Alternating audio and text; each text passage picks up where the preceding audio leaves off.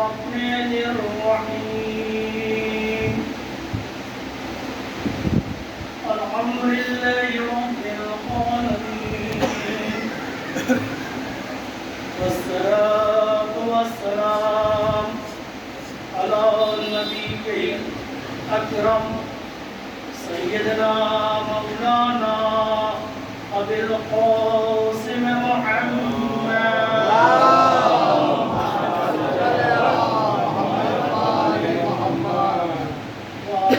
الطيبين الطاهرين المعصومين المنتخبين المنتجبين الذين ذهب الله عنهم الرجس وطهرهم تطهيرا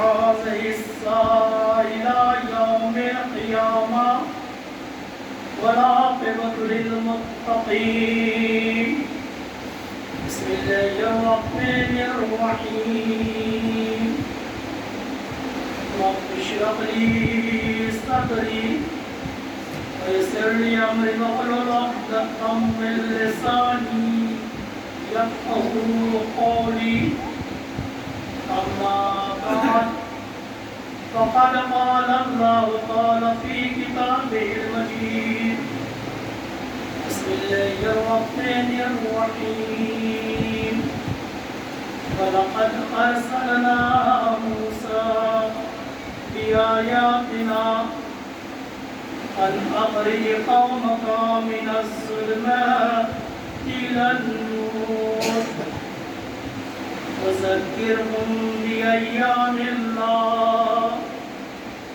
إن في ذلك لآيات لكل صبار شكور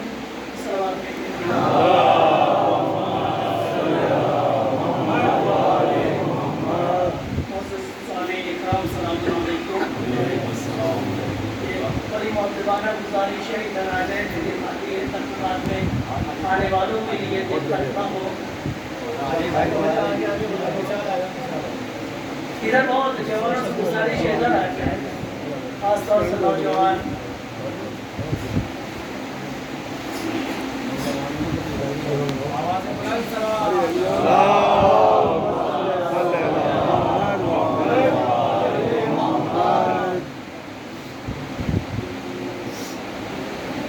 صلوات باواز بلند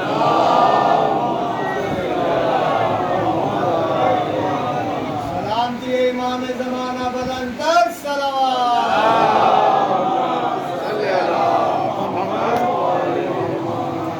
ارشاد خالق کائنات کہا ہے کہ ہم نے موسیٰ کو بالتحقیق بلا شبہ ہم نے موسیٰ کو اپنی آیات کے ذریعے اپنی آیات کے ساتھ بھیجا تاکہ موسیٰ اپنی قوم کو ضلالت سے نکالے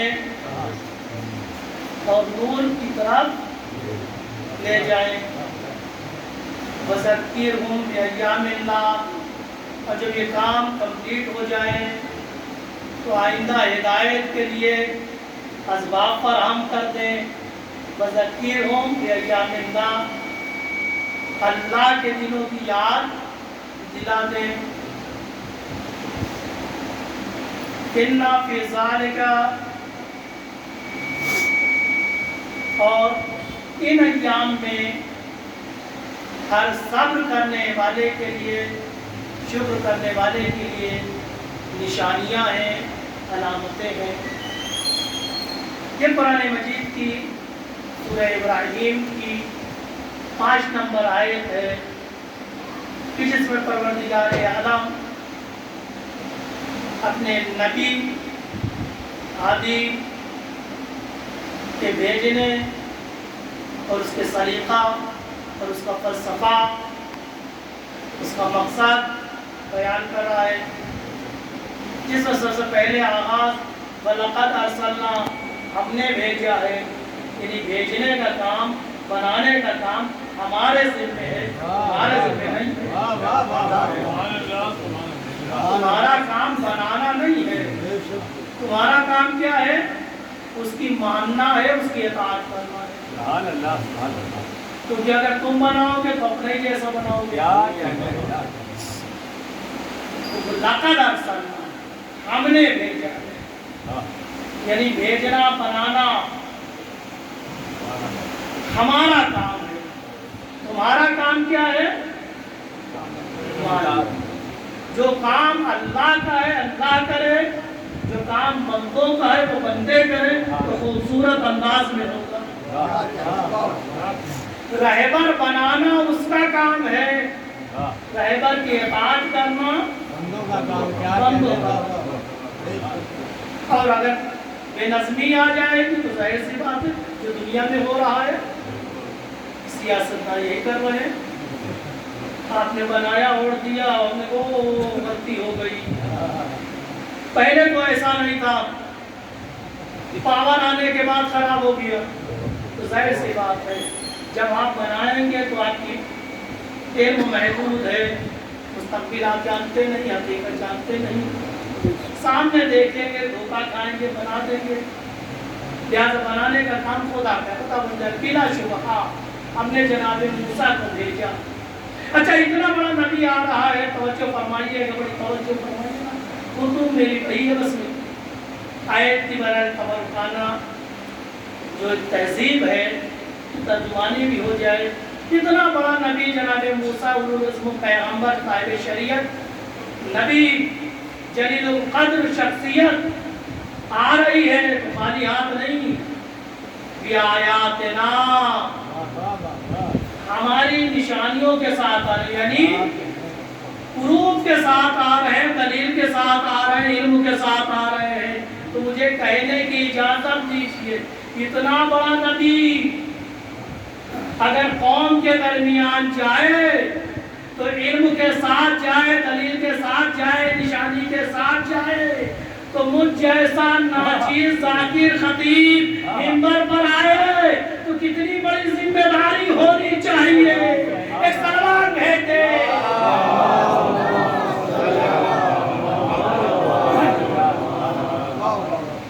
نبی اللہ یہ آیات، جب وہ آیتوں کے ساتھ آتے ہیں تو ہماری بھی ذمہ داری کہ ہم بھی تیاری کے ساتھ آئیں۔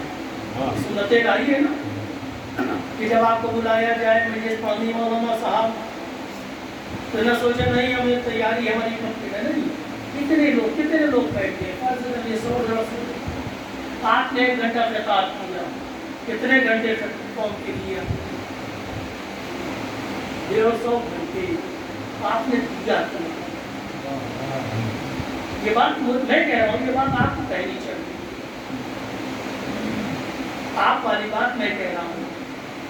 لہٰذا تیاری کر کے آئی، ظاہر بات ہے تیاری ایک دن میں ہوتی نہیں نا۔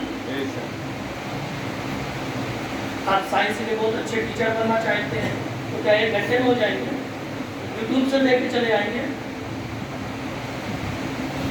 اگر بہت اچھے ڈاکٹر بننا ہے تیاری کر کے آئیے، ٹھیک ہے یوٹیوب پہ میڈیسین وغیرہ دیکھ لیں، چاچے آ جائیں گے۔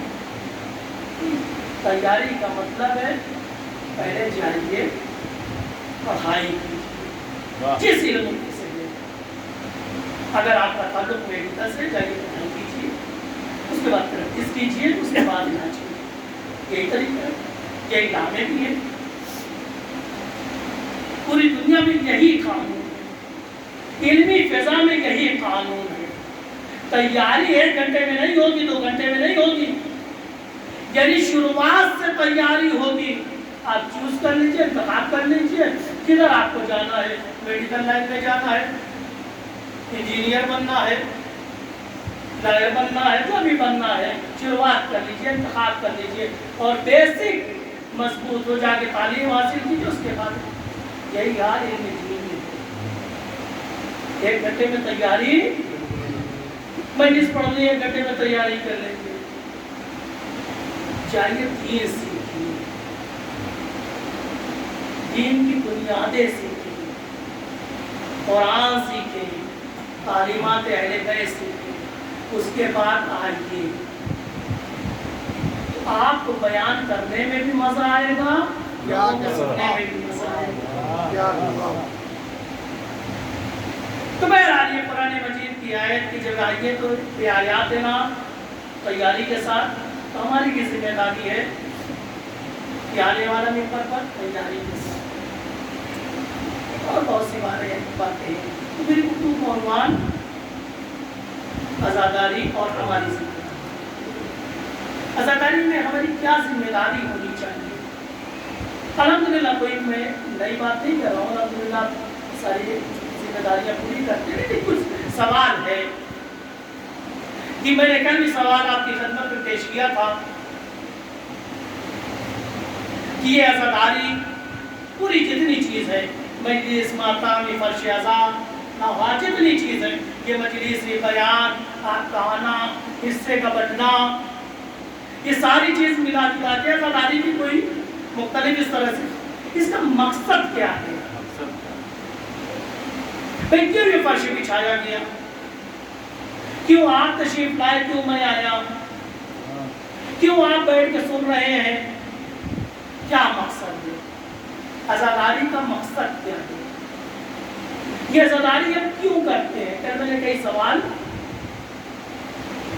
کیونکہ جب تک کسی کام میں کا مقصد، اس کا ایم، اس کا ہدف نہ ہو تو کام کمپلیٹ نہیں ہوگا، لاجیکل نہیں ہوگا اور اس میں دلچسپی پیدا نہیں ہوگی۔ تو عزاداری ہم اتنے زبر سے 1400 سال سے کرتے چلے آئے ہیں اور انشاءاللہ کرتے رہیں گے۔ اس کا مقصد کیا ہے؟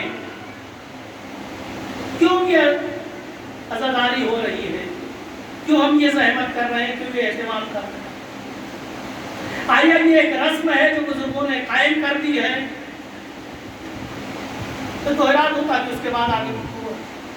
یہ ایک رسم ہے جو بزرگوں نے قائم کر دی اور ہم اسے ہو رہے ہیں۔ جی سوال ہے، بالکل کوئی اتفاق کریں نہ کریں، آیا یہ رسم ہے کہ جو بزرگوں نے قائم کر دی ہے ہم اسے ڈھو رہے ہیں اور اپنے بات پر بدل دیتے ہیں؟ بیٹا یہ چلتا ہے تمہیں بھی کرنا ہے۔ تو ظاہر سی بات ہے ہر ایک کہے گا، نوجوان بچے بھی کہیں گے کہ مولانا یہ رسم تو نہیں ہے، رسم نہیں ہے۔ تو ایک سوال اور بھی آپ کی خدمت میں کہہ رہے ہیں، رسم اور ضرورت میں کیا فرق ہے؟ رسم اور عبادت میں کیا فرق ہے؟ ابھی آپ نے غور کیا؟ رسم کے پیچھے کوئی ہدف، کوئی مقصد، کوئی ایک نہیں ہوتا۔ توجہ فرمائیں، رسم کا کوئی مقصد بس لوگوں کا جمع ہو جانا ہے اور اپنے اپنے احساسات کو خالی کر لینا ہے، بس رسم یہی ہوتی نا۔ ہر مذہب میں، کسی مذہب میں کوئی قید نہیں ہے، چاہے دینی رسمیں ہو، دنیاوی رسمیں ہو، سماجی رسمیں، رسم میں کوئی ہدف، کوئی مقصد نہیں ہوتا ہے نا۔ پھر رسموں میں ہمیشہ زیگ زیگ رہتا، چینجنگ آتی رہتی ہے، اور رسموں کو جذب کرنے کے لیے، اس کو زندہ رکھنے کے لیے اس میں نیا پن کرنے کی ضرورت ہوتی ہے نا۔ اگر رسموں میں آپ نیا پن نہ لائیے تو رسموں سے لوگ تھک جاتے ہیں، اور جس چیز سے تھک جاتے ہیں وہ کام بند ہو جاتا ہے۔ جس چیز سے آدمی تھک جاتا ہے اسے بند کر دیتا ہے۔ تو رسموں کو کیا کیا جاتا ہے؟ نیا پن، نئے نئے کام کیے جاتے ہیں تاکہ یہ رسم باقی رہے۔ اب میرا پھر وہی سوال کیا ہے، عزاداری رسم ہے کہ جو نئی روایتیں پڑھ رہے ہیں، نئی باتیں پڑھ رہے ہیں، اس لیے تاکہ زندہ رکھیں،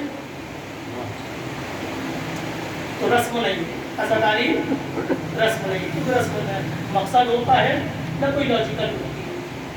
پھر عزاداری ہم اس لیے کر رہے ہیں کہ حکم آیا ہے کربلا زندہ رکھیے، کربلا زندہ رکھیے، کربلا کو ذکر کیجئے، زندہ رکھیے۔ تو زندہ رکھنے کا کوئی مقصد ہے؟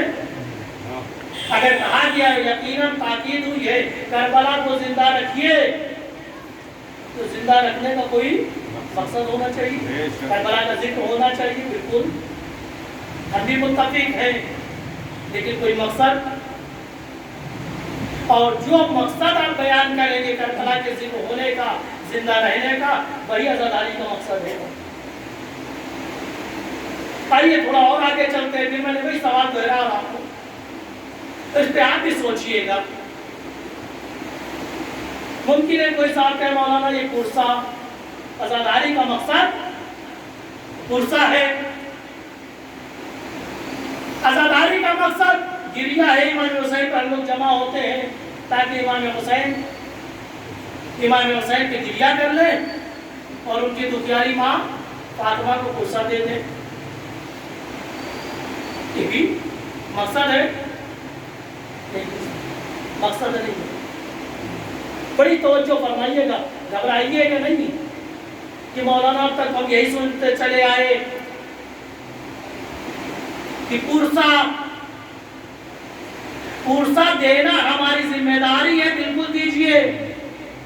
گریہ کرنا امام حسین پر ہماری ذمہ داری ہے، بالکل گریہ کیجئے، لیکن عزاداری کا مقصد نہ پرسا ہے، توجہ فرمائیے گا، نہ گریہ ہے۔ کل میں نے یہ جواب، چھوٹا سا جواب دیا تھا، اور جواب آئے کہ اگر گریہ ہوتا مقصد، اگر مقصد پرسا ہوتا تو یہ 1 گھنٹے کی مجلس نہ ہوتی۔ توجہ فرما رہے، یہ 1 گھنٹے کی مجلس نہ ہوتی، 5 منٹ کا مسائل ہو جاتا ہے۔ سروات دیتے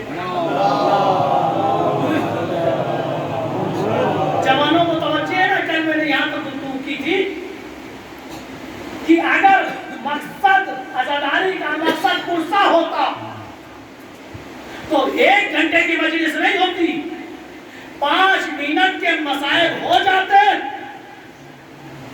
بی بی فاطمہ کو ان کے جب پیغمبر اسلام کو ان کے لال کا پرسا دے دیتے، آپ بھی چلے جاتے ہیں، بھی چلے جاتے، یہی ہوتا نا، یعنی مسائل بیان ہو جاتا 5 منٹ 10 منٹ، پرسا مکمل ہو جاتا، آپ بھی چلے جاتے ہیں، بھی چلے جاتے ہیں۔ لیکن یہ 1 گھنٹے کی مجلس ہونے کا مقصد بھی، اس کا فلسفہ یہ ہے کہ مقصد کچھ اور ہے۔ توجہ فرما رہے ہیں، عزاداری کا مقصد کچھ اور ہے، پرسا نہیں ہے۔ عزاداری کا مقصد گریہ نہیں، کچھ اور ہے۔ پھر میں تھوڑا اور آگے ایک جواب اور دے دوں، پرسا کبھی مقصد نہیں ہوتا، عزاداری کا مقصد پرسا نہیں ہے، امام حسین پر گریہ نہیں ہے۔ اگر کوئی صاحب بسیط ہو جائے، نہیں صاحب میری نظر میں تو مقصد یہی ہے، تو یاد رکھیے اگر آپ مقصد بنا لیں گے تو بنا لیجئے، لیکن یاد رکھیے گا پرسا اور گریہ کبھی اپنائیت کی دلیل نہیں ہوتی۔ سبحان اللہ، نہیں بات واضح ہے۔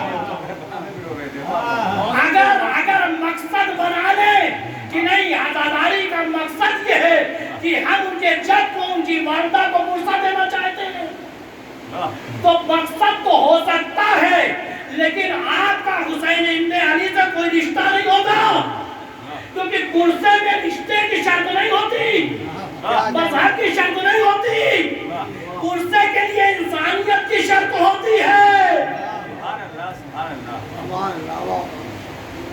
یعنی پرسا اگر لے لیں تو پرسا تو ہو جائے گا، لیکن آپ کا امام حسین سے رشتہ ثابت نہیں ہوگا، کیونکہ پرسے کے لیے رشتے کی ضرورت نہیں ہوتی۔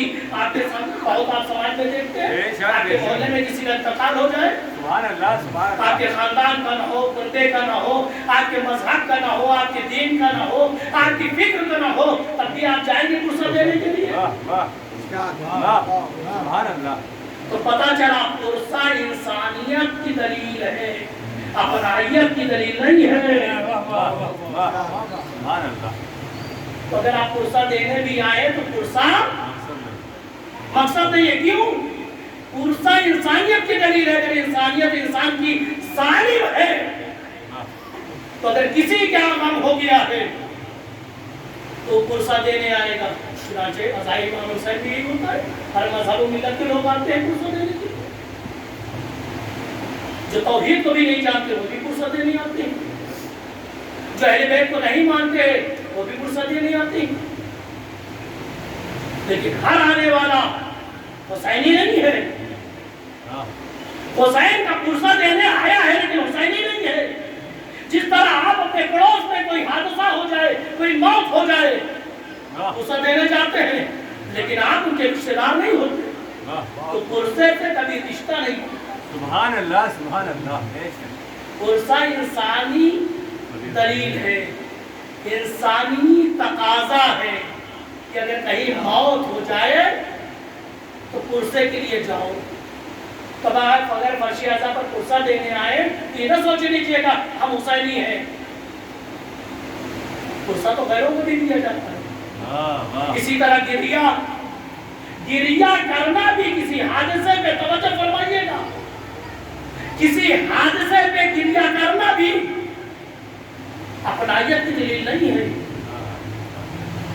آپ ہائی وے پہ چلے جائیے, بہت دردناک حادثہ ہو گیا ہو, ایکسیڈنٹ ہو گیا ہو, کچھ بچے مر گئے ہوں, عورتیں مر گئی ہوں, لاشیں بکھری ہوئی ہوں. اگر آپ کی انسانیت سالم ہے تو مجھے بتلائیے آنکھوں سے آنسو بہے گا کہ نہیں؟ بہے گا. لیکن اگر آپ کی آنکھوں سے آنسو بہ جائے تو اس کا مطلب یہ ہے کہ مرنے والے آپ کے رشتے دار ہیں نہیں, کیونکہ حادثے اور درد کا تعلق انسانیت سے ہے. جس طرح پرسے کا تعلق انسانیت سے تھا, اسی طرح عشق کا تعلق, غم کا تعلق انسانیت سے ہے, اپنائیت سے نہیں ہے. اگر انسانیت سالم ہو, اور یہی سبب ہے جو بھی غم امام حسین سنتا ہے رو دیتا ہے, جس کا تعلق امام حسین سے نہ ہو, توحید سے نہیں ہے, اسلام کو نہیں جانتا, اہل بیت کو بھی نہیں جانتا ٹھیک سے. لیکن جیسے ہی مصائب امام حسین بیان ہوتا ہے, اگر اس کی انسانیت سالم ہے تو گریہ کرنے لگتا ہے. تو مجھے کہنے کی اجازت دیجیے, پرسے سے بھی اپنا ہونے کی دلیل نہیں, پرسہ اپنے ہونے کی دلیل نہیں ہے, گریہ اپنے ہونے کی دلیل نہیں ہے. لیکن ہاں مجھے بتائیں کہ جو ایکسیڈنٹ ہو گیا ہے, آپ نے دیکھا, آپ دیکھیں گے, اس کے بعد گریہ کریں گے. لیکن جو وارث آئیں گے وہ کیا کریں گے؟ وہ بھی گریہ کریں گے. گریہ آپ بھی کریں گے, وارث بھی گریہ کریں گے. بس ایک فرق ہے, جو آپ غیر لوگ ہوں گے وہ صرف گریہ کریں گے, افسوس ظاہر کریں گے, مظلومیت بیان کریں گے, آگے بڑھ جائیں گے. لیکن جو وارث ہوگا وہ مظلومی بھی بیان کرے گا, گریہ بھی کرے گا, روئے گا بھی, ان کے تکفین کا انتظام بھی کرے گا, ان کے مقصد کو آگے بھی بڑھائے گا. بس یہی فرق ہے اپنے اور غیروں میں. اگر صرف رو کے چلے گئے تو اس کا مطلب صرف غیر ہے, اپنے نہیں ہے. اگر صرف غیر حسین میں آئے اور رو کے چلے گئے تو غیروں کا کام کیا, اپنوں کا نہیں. لیکن اگر رونے کے ساتھ ساتھ مقصد حسین کو آگے بڑھایا, ایک سلوات بھیجے,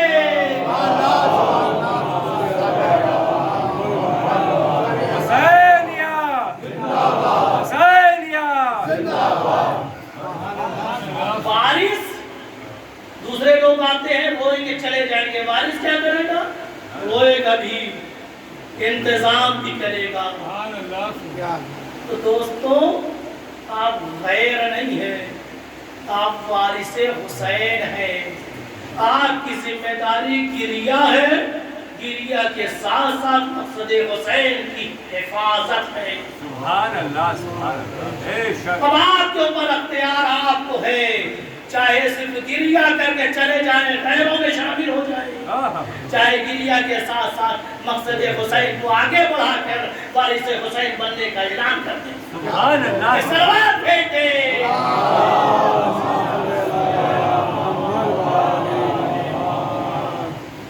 फर्क महसूस हुआ? बेशक सिर्फ गिरिया करना अपने होने की दलील नहीं है कि अपना है, इंसानियत की दलील है। कोई भी सुनेगा गिरिया करेगा। पुरसा देना अपने होने की दलील नहीं है, गैर भी पुरसा देते हैं। तो अपने होने की दलील क्या है? रोता भी है, पुरसा लेता भी है, अपनी जिम्मेदारियों को पूरा भी करता है। बस अदादारों, यही मेरा तकाजा आप लोगों से है, पुरसा इमाम हुसैन का कीजिए, गिरिया कीजिए, अपनी जिम्मेदारियों को पूरा करिए, क्योंकि आप वारिसी इमाम हुसैन अलैहिस्सलाम हैं। सलावत भेजिए।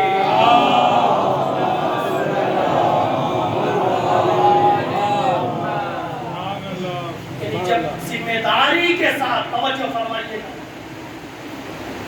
जब आजादार जिम्मेदारी पूरी करने के बाद या जिम्मेदारी के साथ गिरिया करता है, तो इमाम मासूम को ये गिरिया बहुत पसंद आता है। क्यों? क्योंकि अब गैरों का गिरिया नहीं है, अब ये गिरिया अपनों का गिरिया है। अगर सिर्फ गिरिया हो तो गैरों का गिरिया होता है, अपनों का। मकसद गिरिया नहीं है, मकसद पुरसा भी नहीं है। घबराए नहीं और मंजिल मुमकिन है किसी के जहन में सवाल है, मौलाना तो सवाल लेने आते हैं,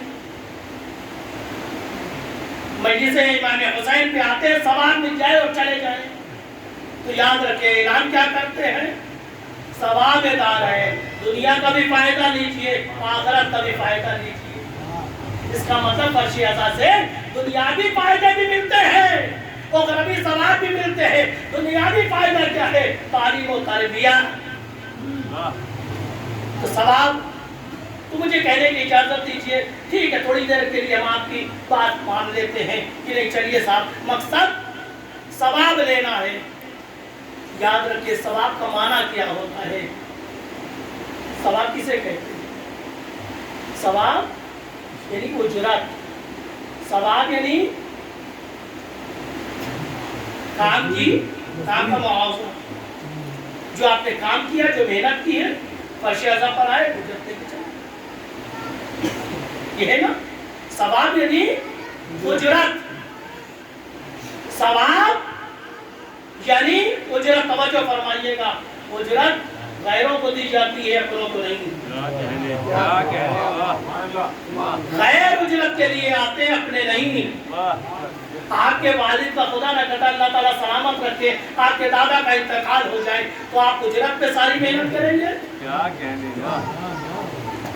उजरत पे नहीं, अपने उजरत की तवक्को नहीं करते। अपनों की तवक्को क्या होती? हमारी जिम्मेदारी क्या है, हमारी ड्यूटी क्या है, वो बात अलग है।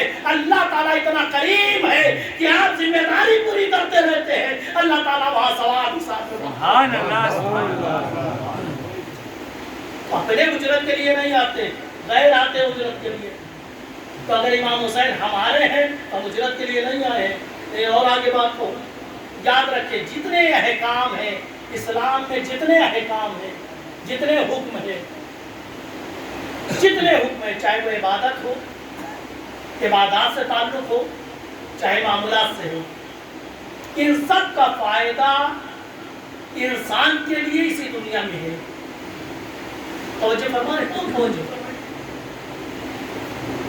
सवाब यानी उजरत, और जितने हुक्म है इस्लाम के, जितने हुक्म है, सबका फायदा अल्लाह ताला ने, चाहे वो इबादत हो, नमाज पढ़ेंगे, फायदा क्या है? आप अपने परवरदिगार की बारगाह से वाबस्ता रहेंगे। रोजा रखेंगे, तकवा, सिफत तकवा आ जाएगी। कुरान पढ़ेंगे, कलाम परवरदिगार से आशनाई होगी, नहीं फायदा तो हमारा ही है। गुस्ल करेंगे, गुस्ल करेंगे, फायदा किसका है? क्या हो जाएंगे? ताहिर हो जाएंगे, पाको पाकीज़ा हो जाएंगे। यानी जितने अहकाम है, तवज्जो फरमाइएगा, जितने अहकाम शरई है, सबका फायदा बंदों को पहुंचेगा, खुदा को नहीं। खुदा को क्या पहुंचेगा? आप नमाज पढ़ेंगे तो खुदा को कोई फायदा पहुंचेगा? बुलाए के इबादत है, पूरी दुनिया इबादत करे तब भी कोई फर्क पड़ने वाला नहीं, कोई सजदा न करे तब भी कोई फर्क पड़ने क्या कहने, वाह वो लायके सजदा है, लायके इबादत है। वाह, हमारे सजदों से, हमारे सजदों की वोटिंग से वो लायके इबादत नहीं हुआ है। वाह, तो नमाज पढ़ेंगे फायदा हमारा है, रोजा रखेंगे फायदा हमारा है, गुस्ल करेंगे फायदा हमारा है, या जितना काम करेंगे सखावत देंगे फायदा हमारा है, सदका देंगे फायदा हमारा है, मजलिस में फर्श आज़ा में आएंगे फायदा हमारा है। लेकिन बड़े अफसोस की बात, हमारी मिसाल यानी जितने हम काम करते हैं, जितने दीनी काम करते हैं, कोई बीमार हो गए आप इयादत के लिए जाइए, ऐलान कुर्सी के लिए, फायदा आपका है। क्या फायदा होगा? एक अच्छी तहजीब हो जाएगी, कल आप बीमार हो जाएंगे दूसरे लोग आएंगे। सिले रहमी है अपने खानदान वालों से, बुजुर्गों की खिदमत में, खानदान की खिदमत में, लोगों की खिदमत में आओ जाओ। फायदा क्या है? अपनों से जुड़े रहोगे, इंसान बन के जियोगे, अकेले नहीं जियोगे, फायदा तुम्हारा है। कोई मर जाए तो जाओ उसके जाओ, सलखने के लिए जाओ, जनाजे में जाओ, फायदा तुम्हारा है। जाहिर सी बात है, कल तुम मरोगे तो तुम्हारे दरवाजे पे कुर्सा देने के लिए आए, तो तुम्हें कादा देने के लिए। कि तमाम अहकाम का फायदा किसे है मुझे बताइए? खुद इंसान की जात के लिए है।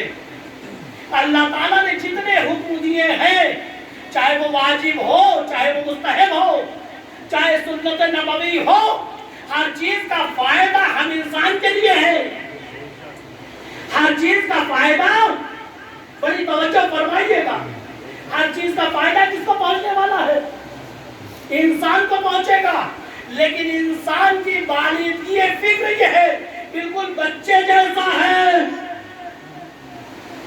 बिल्कुल बच्चों की तरह हमारी फिक्र है। जिस तरह बच्चा अपने फायदे और नुकसान को नहीं समझता, यानी जितने हुक्म है, तवज्जो फरमाइएगा, जितने शरई हुक्म है, चाहे वो वाजिब हो, चाहे वो मुबाह हो, चाहे वो मुस्तहब हो, चाहे हदीस नबवी में हो, चाहे सुन्नत नबवी में हो, चाहे मामलात हो, चाहे इबादत हो, सबका फायदा इंसान के लिए है। इंसान करेगा उसे फायदा पहुंचेगा। बहुत तवज्जो है ना। लेकिन खुदा जानता था कि मेरे बंदे बिल्कुल बच्चों की तरह हैं, अपने फायदे को नहीं समझते, अपने फायदे को नहीं समझते। नहीं साहब, बात मुकम्मल नहीं हुई, शायद बात वाज़ेह नहीं हुई। एक मिसाल दे दूं, आपका बच्चा है, हाई स्कूल का एग्जाम देने वाला है, आपकी पढ़ रहा है, पढ़ेगा किस पर एहसान करेगा मुझे बता दीजिए? बाप बाप पे, दादी दादा पे, घराने पे, खानदान पे। आपका बच्चा पढ़ेगा, पास होगा, अच्छे नंबर से पास होगा, तो किस पर एहसान करेगा जी? सिर्फ और सिर्फ फायदा उसी को पहुंचने वाला है। हाँ ठीक है, बच्चा अच्छा निकल जाएगा, माँ बाप का नाम होगा, थोड़ी देर के लिए इज्जत मिल जाएगी, लेकिन असल फायदा किसे पहुंचने वाला है? अच्छी जॉब मिलेगी, अच्छी सैलरी मिलेगी। आज तो सारा मसला एजुकेशन कमर्शियल हो गया, धंधे से जुड़ गया। जो एजुकेशन, जो तालीम इंसान की हयात से जुड़ी थी, तो तिजारत से जुड़ रहा है। तालीम हयात के लिए है, धंधे के लिए नहीं। तालीम धंधे के लिए जुड़ जाए, डोनेशन लगेगा कि लगे, बहरहाल में नहीं जाना चाहता, मेरा मौसम तालीम नहीं है। लेकिन आपका बच्चा है, हाई स्कूल अपनी एग्जाम देना चाह रहा है, फायदा पढ़ेंगे ना, अच्छे नंबर से पास होगा, फायदा किसका है? जाहिर सी बात है, इंटर में अच्छे स्कूल में, अच्छे कॉलेज में एडमिशन मिलेगा। अगर इंटर कर रहा है तो आगे फायदा उसका है। लेकिन बेचैन कौन है? क्यों? क्योंकि माँ बाप की सरपरस्ती में है। बेचैन सरपरस्त होता है। फायदा इसका है, बेचैन सरपरस्त है। मेरे नाल पढ़ो, मेरे नाल जरा मेहनत محنت کرو میرے لال، باہر کم جاؤ میرے لال، ٹی وی مت دیکھو، کم دیکھو میرے لال، موبائل کم دیکھو۔ بار بار یہ سرپرست ماں باپ تلقین کرتے جا رہے ہیں، لیکن بیٹا ہے تو بیٹا ہی ہے، کبھی سنتا ہے، کبھی ادھر سے سنتا ہے، ادھر سے نکال دیتا ہے، کبھی تھوڑی دیر کے لیے کتاب کھولی دیکھا بند گئے، کتاب بند۔ لیکن یہ کار کیے چونکہ سرپرست ہے، پریشان ہے، آپس میں میاں بیوی نے مشورہ کیا کیا کیا جائے کہ اس میں جذبہ ولولہ بڑھے، کہا کچھ نہیں، ایک لالچ رکھ دو، ایک لالچ رکھ دو، کہا بیٹا موبائل چاہیے، کہا ہاں موبائل چاہیے، کہا دیکھو پڑھو اور اچھے نمبر سے پاس ہو جاؤ، 80% 90% لے آؤ، اچھا موبائل دلا دیں گے۔ اب یہ لڑکا صبح شام لگ گیا پڑھنے میں، مجھے بتلائیے یہ تبدیلی کیسے آئی؟ پہلے اگر پڑھتا تو فائدہ اسی کا تھا، لیکن بچپنے کی فکر ہے، اپنے فائدے کو نہیں جانتا، اپنے نفع نقصان سے واقف نہیں ہے، کیونکہ بچپنا ہے، لہذا جیسے ہی لالچ رکھ دی کہ اگر یہ کام کمپلیٹ ہو گیا تو تمہیں یہ انعام دیں گے، یعنی یہ ثواب دیں گے، بالکل یہی ہماری کنڈیشن ہے۔ اللہ نے حکم دیا نماز پڑھو، روزہ رکھو، زکات دو، خمس دو، عیادت کرو، قیادت کرو، لوگوں میں پرسن رکھاؤ، لیکن یہ ہے کبھی کرتا ہے کبھی نہیں کرتا، لیکن وہ اللہ چونکہ سرپرست ہے، فکر مند ہے کیسے کرے کہ میرے بندے اپنے ان کاموں کی طرف جائیں جن میں انہی کا فائدہ ہے، لہذا اللہ نے کہا تو صحیح، جس طرح ہم نے اپنے بچے کے لیے ایک لالچ رکھ دی، اگر یہ کرو گے تو یہ ملے گا، یہ کرو گے تو ملے گا، تو خداوند عالم نے بھی کہا تم ایسے نہیں مانو گے، لوگ تمہارے لیے لالچ رکھ دیتے ہیں، نماز پڑھو گے تو اتنا ثواب ملے گا، روزہ رکھو گے اتنا ثواب ملے گا، حج کرو گے اتنا ثواب ملے گا، جبکہ فائدہ خود انسان کا ہے، یہ سلوات بھیجے۔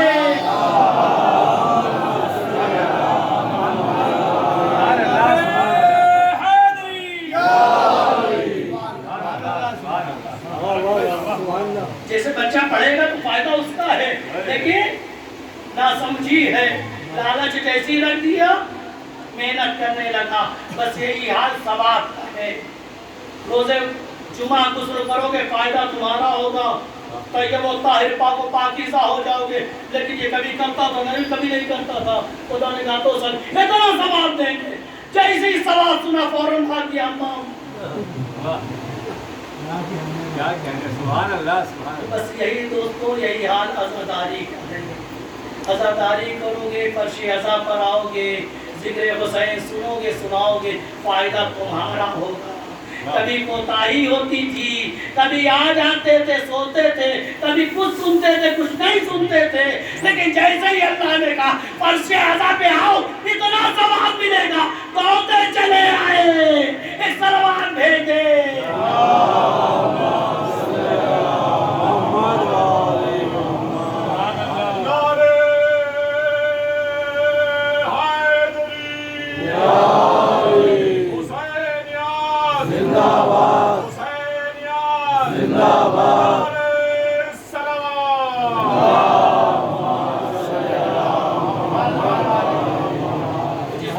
دو طرح کے ہوتے ہیں نا، ایک بچے وہ جو اپنا فیوچر وہ سمجھتے ہیں، ان کو کسی لالچ کی ضرورت نہیں ہوتی، اور کچھ بچے ہوتے ہیں اپنے فیوچر کو نہیں سمجھتے، لہذا ان کو لالچ کے ذریعے سے آگے بڑھایا جاتا ہے۔ اور اسی طرح ہمارے درمیان میں بھی دو طرح کے لوگ ہیں، ایک وہ ہے جو اپنی ضرورتوں کو سمجھتے ہیں کہ فرش عزا سے ہم جائیں گے تو کون سی ضرورتیں پوری ہوگی، وہ اپنی ضرورتوں کے تحت آتے ہیں۔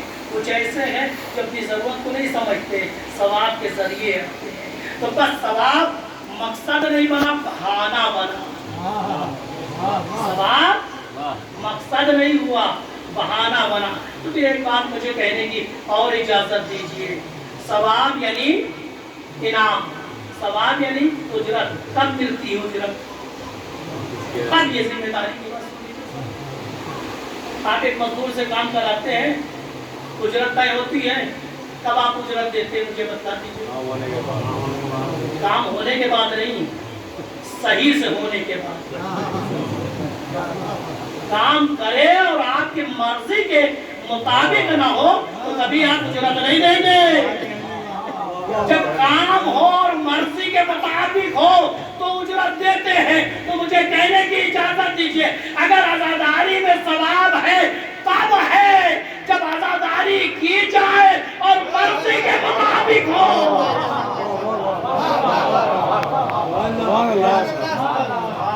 اگر عزاداری کی جائے مرضی کے مطابق ہو، وہ عزاداری کی جس سے خدا خوش ہو، وہ عزاداری کی جس سے رسول خوش ہو، وہ عزاداری کی جس سے بی بی فاطمہ خوش ہو، وہ عزاداری کی جس سے خود امام حسین خوش ہو، وہ عزاداری کی جس سے حضرت مہدی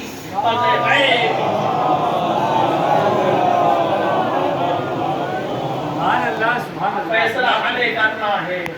ثواب تبھی ملے گا جب ہمارا کام ان کی مرضی کے مطابق ہوگا۔ اگر مرضی کے مطابق نہیں ہوگا تو ثواب کی بھی امید نہیں ہے۔ کام ادھورے کام پہ نہیں دی جاتی، اجرت ادھورے کام پہ نہیں دی جاتی، نامکمل کام پہ نہیں دی جاتی، مکمل کام پہ دی جاتی۔ تو بس عزاداری کا مقصد ثواب بھی نہیں۔ تو یاد رکھیے دوستو، ایک چیز ہوتی مقصد، ایک چیز ہوتی بہانہ۔ مقصد تک پہنچنے کا ذریعہ، یہ تین چیزیں، پرسہ، گریہ، ثواب۔ مقصد نہیں ہے، ذریعہ ہے مقصد تک پہنچنے کا۔ آؤ گریہ کے بہانے آؤ، مقصد تک پہنچ جاؤ۔ پرسے کے بہانے آؤ، مقصد تک پہنچو۔ ثواب کے بہانے آؤ، مقصد حسینی تک پہنچو۔ اور کل ایک اشارہ کیا تھا آپ کی خدمت میں کہ عزیزوں، عزاداری کا وہی مقصد ہے، بڑی توجہ سے سنیے گا جوانوں، عزاداری کا وہی مقصد ہے جو قیام امام حسین کا مقصد ہے۔ یعنی عزاداری مقصد امام حسین کی حفاظت کے لیے ہے۔ اگر ہماری عزاداری مقصد امام حسین کو زندہ کر رہی ہے تو اس کا مطلب ہم اپنی ڈیوٹی، اپنی ذمہ داری کو پورا کر رہے ہیں۔ اور اگر خدا نہ کرتا ہماری عزاداریوں سے مقصد امام حسین کی حفاظت نہیں ہو رہی ہے، رسم ہو رہی ہے، عزاداری نہیں ہے۔ رسم اور عزاداری میں یہی فرق ہے۔ اگر عزاداری ذمہ داری والی ہے اس کا مطلب ہے مقصد حسین کی حفاظت ہو رہی ہے۔ اگر مقصد امام حسین کی حفاظت نہیں ہو رہی ہے ایک رسم ہے۔ مقصد امام حسین کیا ہے؟ توجہ فرمائیے گا، یعنی جو مقصد امام حسین کا تھا وہی مقصد عزاداری کا ہونا چاہیے، اور جو مقصد امام حسین کا تھا وہی مقصد عزادار کا ہونا چاہیے، حسینیوں کا ہونا چاہیے۔ یعنی جو مزاج حسینی مزاج تھا وہی عزاداروں کا مزاج ہونا چاہیے، جو مقصد امام حسین کا تھا وہی مقصد عزاداری کا ہونا چاہیے۔ تو امام حسین کا مقصد کیا تھا؟ توجہ فرمائیے گا، امام حسین کا مقصد کیا تھا؟ جو امام حسین کا مقصد تھا وہی مقصد کس کا ہے؟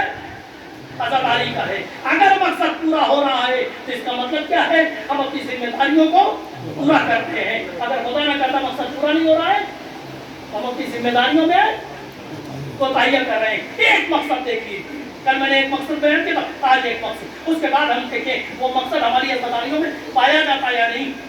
اگر ہماری عزاداریوں میں وہ مقصد پایا جا رہا ہے تو ہماری عزاداری امام حسین سے وابستہ ہے، امام حسین سے جڑی ہے۔ اگر امام حسین سے جڑی ہے تو اس کی عظمت اور قیمت کا کوئی اندازہ نہیں لگا سکتا۔ امام حسین مقام بیضا پر جہاں پر ان کے لشکر سے ملاقات ہوئی، امام علی مقام نے خطبہ دیا، امام حسین نے خطبہ دیا، اس کے بعد فرماتے ہیں قال جدی رسول اللہ صلی اللہ علیہ وسلم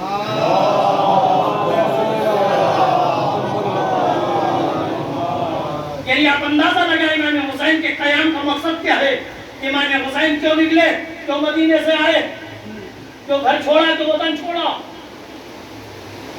خطبے میں امام فرماتے ہیں قال جدی رسول اللہ، میرے جد رسول اللہ فرماتے ہیں، کیا فرماتے ہیں؟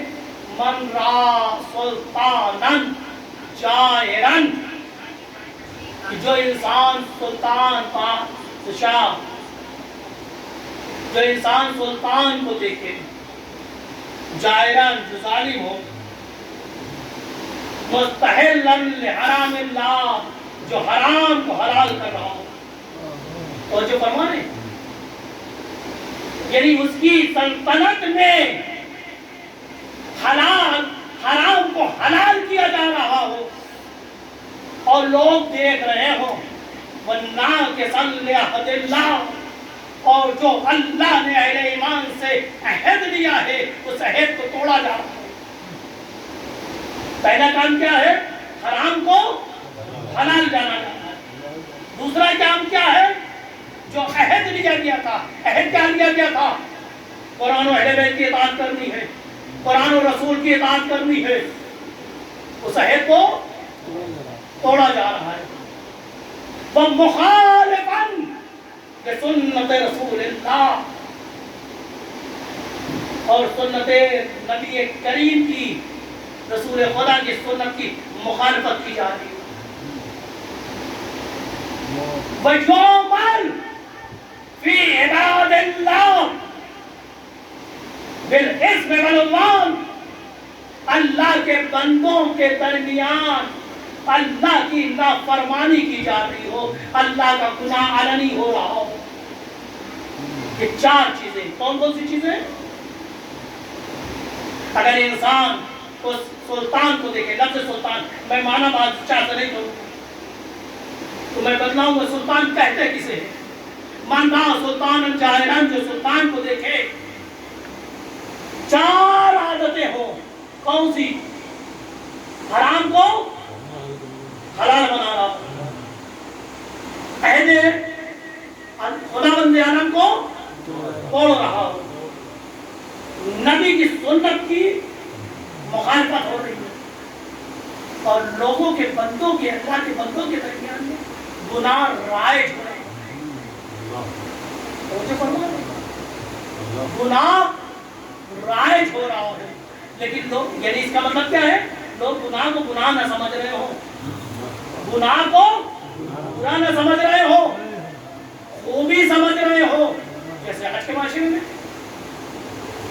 لم یغیر، اور دیکھنے والا کوئی رد عمل نہ دے، دیکھ رہا ہو کوئی رد عمل نہ دے، بقول و فعل، نہ کچھ زبان سے بولے نہ اپنے عمل سے بولے، یعنی دیکھ رہا ہو تبدیلی۔ کیسی تبدیلی؟ حرام کو حلال کیا جا رہا ہے، عہد خدا کو توڑا جا رہا ہے، نبی کی سنت کی مخالفت کی جا رہی ہے،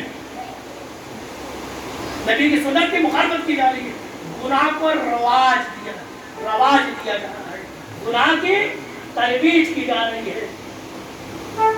کوئی لم یغیر، دیکھنے والا کچھ نہ بولے، کوئی رد عمل نہ کرے، بقول و فعل، نہ اپنے قول کے ذریعے خبردار کیا ہو رہا ہے یا اپنے عمل سے، تو حقاً علی اللہ ہے، حق بنتا ہے کہ اللہ اس انسان کو اس انسان کے ساتھ مشہور کرے۔ یہ ہے پیغام کربلا۔ اب سمجھ میں آئے امام حسین کیوں تھے؟ امام حسین اس فضا میں تھے کہ جہاں پر حرام کو حلال قرار دیا جا رہا تھا، عہد الہی کی توڑا جا رہا تھا، سنت نبوی کی مخالفت کی جا رہی تھی، گناہ کو رائج کیا جا رہا تھا، اور دیکھنے والا دیکھے خاموش رہے، چاہے جتنا بڑا صحابی ہو، چاہے جتنا بڑا نمازی ہو، چاہے جتنا بڑا اہل ایمان ہو، सरवर कायनात फरमाते हैं इसका अंजाम, इस देखने वाले का अंजाम उसी इंसान के साथ होगा जो हाकिम है। तो ये बात हो गई हदीस की जो आपने पैगाम दिया है कि मेरी जिम्मेदारी है, मैं फर्जंद रसूल हूँ, मैं अपनी जिम्मेदारी समझता हूँ ऐसे हालात में कि हुसैन है अपने आवाज से भी, अपने कौम से भी, अपनी जबान से भी, अपने अमल से भी ओके। तो मुझे कहने की इजाजत दीजिए, मैं एक लफ्ज सुल्तान पे गुफ्तगू करना चाहता हूँ। सुल्तान कहते किसे हैं? सुल्तान है लफ्ज सल्तनत से, ये जो तसल्लुत रखता हो। तवज्जो फरमाइएगा, सुल्तान साहब भी तशरीफ फरमाए, बहुत अच्छा नाम है। लेकिन इंसान कभी कभी इंसान अपने नाम की आबरू बढ़ा देता है, कभी गिरा देता है। लायक सलाम है जो अपने नाम की आबरू रखते हैं, लायक मजम्मत है, लायक बेजारी है जो अपने नाम की आबरू को देते हैं। सुल्तान कहते किसे हैं? सुल्तान सलाता से, मुसल्लत से, जो किसी चीज पे हावी हो। तवज्जो फरमाइएगा, बड़ी तवज्जो फरमाइएगा। हदीस आपकी नजर में है ना, पैगंबर इस्लाम की हदीस है जिसको इमाम हुसैन ने फरमाया कि मन रा सुल्तानन, जो सुल्तान को देखे। सुल्तान किसे कहते हैं? जो किसी चीज पे मुसल्लत हो। कभी कभी मुसल्लत यानी क्या, काबिज हो। कभी एक शख्स हाकिम की सूरत में होगा और कभी कभी तहजीब और कल्चर के अनुमान से हाकिम होगा। यानी कभी इंसान मुसल्लत होगा, कभी एक इंसान मुसल्लत होगा, कभी एक कल्चर मुसल्लत हो गई होगा, एक कल्चर मुसल्लत होगा, कभी एक तहजीब मुसल्लत होगी, कभी एक रस्म मुसल्लत होगी। हर चीज सुल्तान कहलाएगी। जो चीज मुसल्लत होगी वो सुल्तान कहलाएगी, चाहे वो इंसान हो, चाहे वो कल्चर हो, चाहे वो रस्म हो, चाहे वो तहजीब हो। जो मुसल्लत होगी इंसानी समाज में वो सुल्तान कहलाएगी, चाहे वो इंसान हो। तवज्जो फरमाइएगा, बड़ी तवज्जो फरमाइएगा, यही मेरी गुफ्तगू का नतीजा है। इंसानी समाज पे जो मुसल्लत हो, क्या कह रहे हैं? अगर इंसान मुसल्लत है तो वो सुल्तान, अगर कोई तहजीब मुसल्लत है तो भी सुल्तान, कोई कल्चर मुसल्लत है तो भी सुल्तान, कोई रस्म मुसल्लत है तो भी सुल्तान। तो मुझे कहने की इजाजत दीजिए, इमाम मासूम फरमाते हैं मन रहा सुल्तान, जिसने सुल्तान को देखा जो इंसानी समाज पे हाकिम हो, चाहे शख्स की सूरत में हो, इंसान की सूरत में हो, कल्चर की सूरत में हो, तहजीब की सूरत में हो, रसूमात की सूरत में हो। लेकिन याद रखना, अगर उस सुल्तान के दायरे में ये चार चीजें हो रही हो, उस सुल्तान के सूरत पे, चाहे वो रस्म ही क्यों ना हो, अगर ये चार चीजें हैं, जहां पर क्या है, अल्लाह की नाफरमानी हो रही हो, हराम को हलाल करार दिया जा रहा हो और खुदा के अहद को तोड़ा जा रहा हो, नबी की सुन्नत की पामाली की जा रही हो और कोई बोल ना रहा हो, तो उसका अंजाम वही होगा जो सुल्तान का है। तो मुझे कहने की इजाजत दीजिए, इमाम हुसैन के वक्त में, इमाम हुसैन के जमाने में एक वो सुल्तान था जिसे यजीद कहते हैं। लिहाजा इमाम हुसैन ने कयाम यजीद के मुकाबले में किया और एक पैगाम दे दिया, देखो मुमकिन है तुम्हारे जमाने में कोई ऐसा यजीद सुल्तान ना हो सकता है तुम्हारे जमाने में कोई तहजीब ऐसी हो, कोई रस्म ऐसी हाकिम हो जहाँ गुनाह को रवाज दिया जाता है। अगर हुसैनी हो तो तुम्हारी जिम्मेदारी है।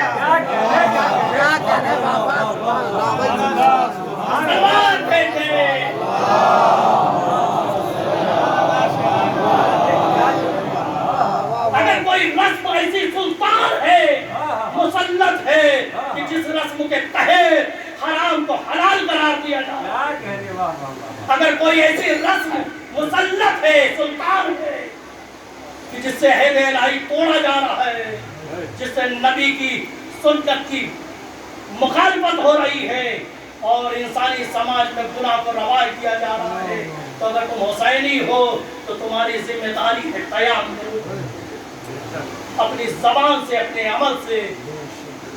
اگر نہیں کر سکتے، ہو سکتا ہے ماتمدار بن جاؤ، ہو سکتا ہے گریہ کرنے والے بن جاؤ، لیکن حسینی بن نہیں کر سکتے۔ حسینی مزاج کا تقاضا یہ ہے، چاہے وہ سلطان انسان ہو، چاہے سلطان رسم ہو، اس کے مقابلے میں خاموش نہیں بیٹھے گا۔ اور یاد رکھیے، برائیوں کا رواج کہاں سے شروع ہوتا ہے پتہ ہے؟ بروں کے وجود سے نہیں، برائیوں کا رواج بروں کے وجود سے نہیں ہے۔ گناہوں کا آغاز گناہگار لوگوں سے نہیں ہوتا، دیدان لوگوں کی خاموشی سے ہوتا ہے۔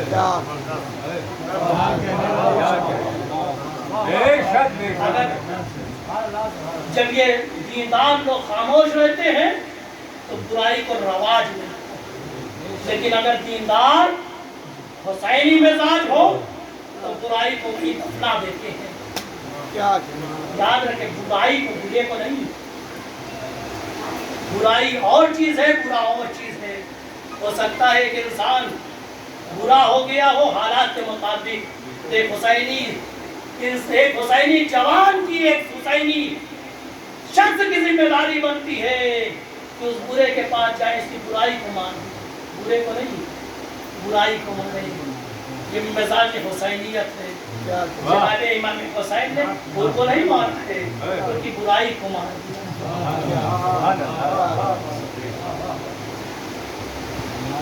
امام حسین نے بتلا دیا، دیکھو، اور یاد رکھیے، ہر سماج میں بڑی ذمہ داری کے ساتھ میں کہہ رہا ہوں، جس سماج میں گندگی پنپے تو سمجھ لیجئے گا دیندار افراد خاموش ہیں،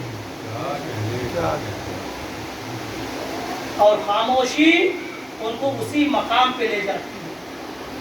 جیسا حسینی تقاضا یہ ہے، اگر آپ حسینی ہیں تو برائی نہ دیکھیں گے، نہ ہونے دیں گے، اصلاح کریں گے، برے سے برائی کو ختم کریں گے، اور یہی بہترین اخوت ہے، بہترین برادری کی ہے۔ ہو سکتا ہے ہم انسان ہیں، ہو سکتا ہے غلطیاں ہو سکتی ہیں، ہم انسان ہیں، ہم سے غلطیاں ہو سکتی ہیں، لیکن انسانی تقاضا یہ ہے، جو لوگ بیدار ہیں، سمجھدار ہیں، وہ جائیں برے لوگوں سے برائیوں کو دور کرتے ہیں، جیسے کہ امام حسین نے جناب گور سے کیا۔ وہی ذمہ داری جو امام حسین کی ہے، وہی ذمہ داری ہر حسینی کی ہے، ہماری آپ کی ہے۔ ہماری آپ کی ذمہ داری بنتی ہے کہ ہم اپنے سماج کو حسینی سماج بنائیں۔ کب بنائیں گے؟ جب ہمارے اندر حسینی بلبلہ ہوگا، حسینی تہذیب ہوگی، حسینی سوچ ہوگی۔ اور یاد رکھیں، یہ کام جوانوں کو کرنا ہے، بزرگ سرپرستی کریں گے، بزرگ تھک چکے ہیں، ریٹائر ہو چکے ہیں، بزرگ یہ کام نہیں کریں گے، بزرگ آپ کی سرپرستی کریں گے، یہ کام جوان کریں گے۔ سماج جن سے غلطیاں ہو گئی انہیں حر بنائیں گے، حر بنانا آپ کا کام ہے۔ ہمارے قوم کے جوان کلمہ گو، اہل توحید، ہو سکتا ہے برے راستے پہ ہوں، تو انہیں حر بنانا ہم حسینیوں کا کام ہے۔ اور یاد رکھیں، جیسے جیسے ہم خدمت کرتے جائیں گے، ویسے ویسے ہمارا مرتبہ امام حسین کی نگاہ میں بڑھتا جائے گا، امام حسین دعائیں دیتے جائیں گے۔ بس دوستوں، بات تمام ہو گئی، آپ نے بڑی زحمت کی، بہت سنا، بہت شکر گزار ہوں، لیکن ہم سب کی ذمہ داری بنتی ہے کہ کربلا سے درس لیں اور حسینی سماج تیار کریں۔ اپنے سماج سے جن سے غلطیاں ہو رہی ہیں، جن سے برائی ہو رہی ہے، ان سے برائی کو دور کریں اور بنائیں۔ اپنا دروازہ کھولیں، بیزاری نہیں کریں، ان کی بری چیزوں سے بیزاری ہے، شخص سے نہیں۔ اور بنائے اور کسے کہتے ہیں اور کسے کہتے ہیں جو اپنی برائیوں پہ نادم ہو جائے، اسے وہ کہتے ہیں۔ اور حسینی تقاضا کیا ہے؟ اسے سینے سے لگا۔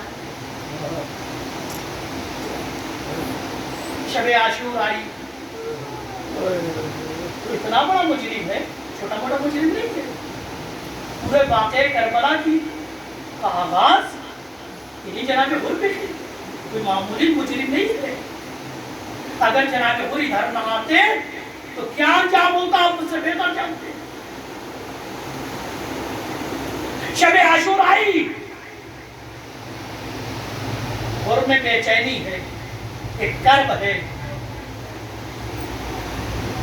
کبھی خیمے میں جاتے ہیں، کبھی خیمے کے باہر آتے ہیں، لیکن کسی میں ضرورت نہ ہوئی جو بڑھ کے سوال کرتا سردار خیریت تو بے چینی کا عالم کیا، سبب کیا ہے؟ لوگوں نے بیٹے کو بلایا، کہا کہ جا کے بابا سے پوچھو بے چینی کا سبب کیا ہے، بڑا بےتاب نظر آ رہا ہے۔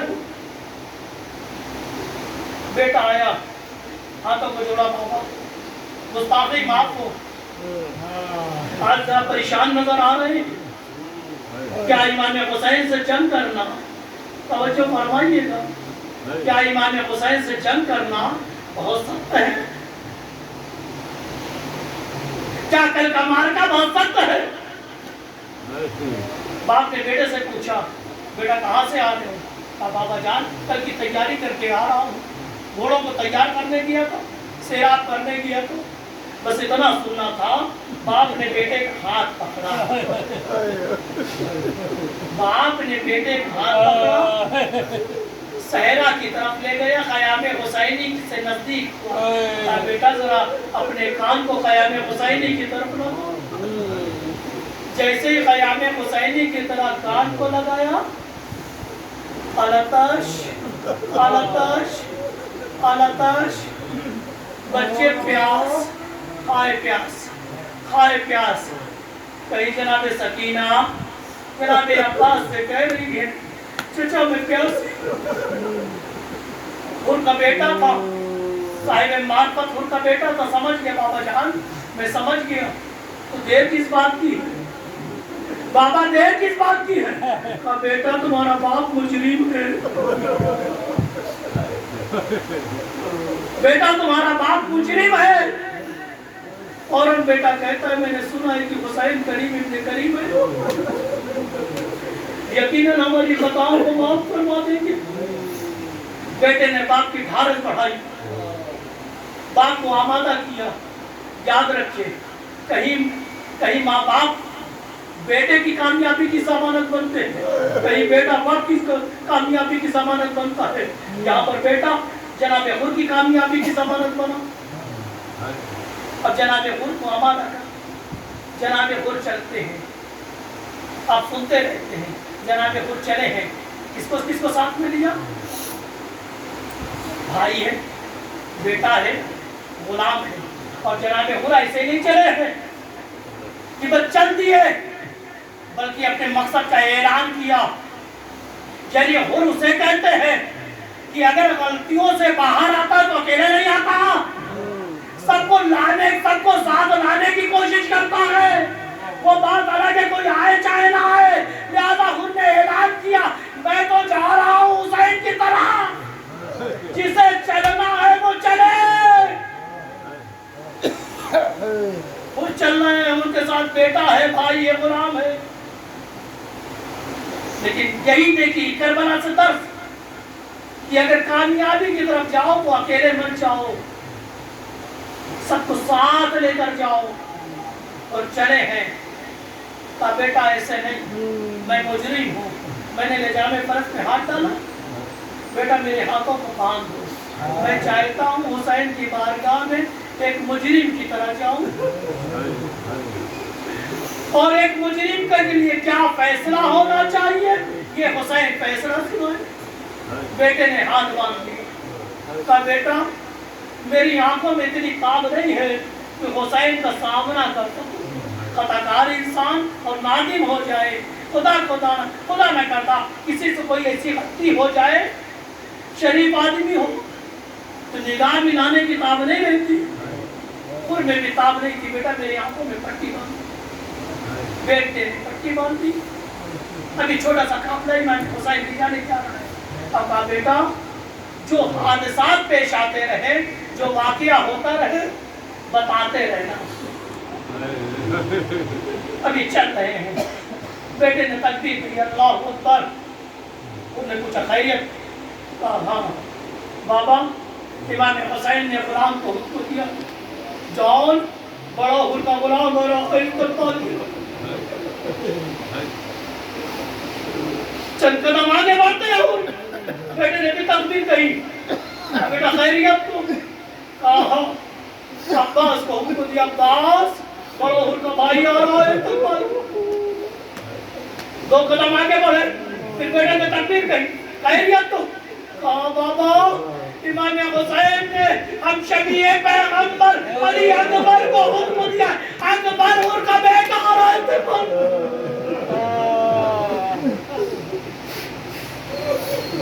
चंद कदम आगे बढ़े, फिर बेटे ने एक जोरदार तकबीर कही, अल्लाहु अकबर।